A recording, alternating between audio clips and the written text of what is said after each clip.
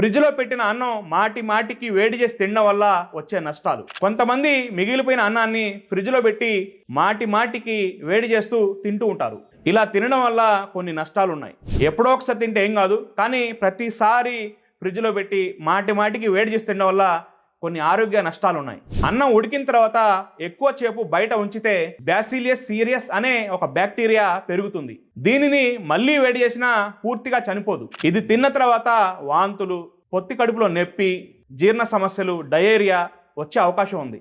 రెండోది బరువు పెరగడం మరియు ఫ్యాటీ లివర్. ఫ్రిడ్జ్లో పెట్టిన అన్నంలో రెసిస్టెన్స్ స్ట్రాచ్ అనేది పెరుగుతుంది. ఇది జీర్ణ వ్యవస్థలో ఫెర్మెంట్ అయ్యి బాడీలో ఫ్యాట్ బిల్డప్ అనేది చేస్తుంది. ఇది fatty liver, belly fat, insulin రెసిస్టెన్స్కి దారి తీస్తుంది. మూడోది గట్ హెల్త్, అంటే గుడ్ బ్యాక్టీరియాకి నష్టం. మళ్ళీ మళ్ళీ వేడి చేసిన అన్నం గట్ ఫ్రెండ్లీ బ్యాక్టీరియాను హాని చేస్తుంది.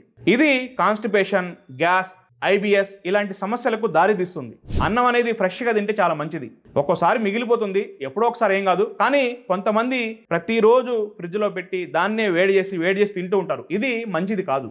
ఎంతైతే అవసరం ఉందో అంతే వండుకునే ప్రయత్నం చేయండి, ఫ్రెష్గా తినే ప్రయత్నం చేయండి. అలా అని అన్నాన్ని వేస్ట్ చేయకూడదు, జాగ్రత్త వహించండి. ఈ వీడియోని లైక్ చేసి ప్రతి ఒక్కరు షేర్ చేయండి.